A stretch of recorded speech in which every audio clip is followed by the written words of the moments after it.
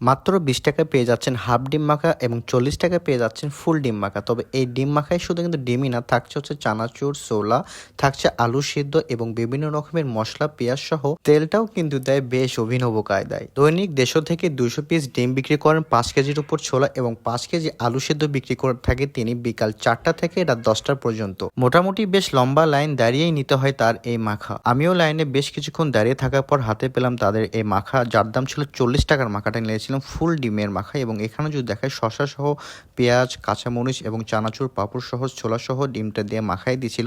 এখন টেস্টের যদি কথা বলি, আহামরি বলবো না, বাট মুখরোচক হিসেবে একদম ঠিকই লেগেছে।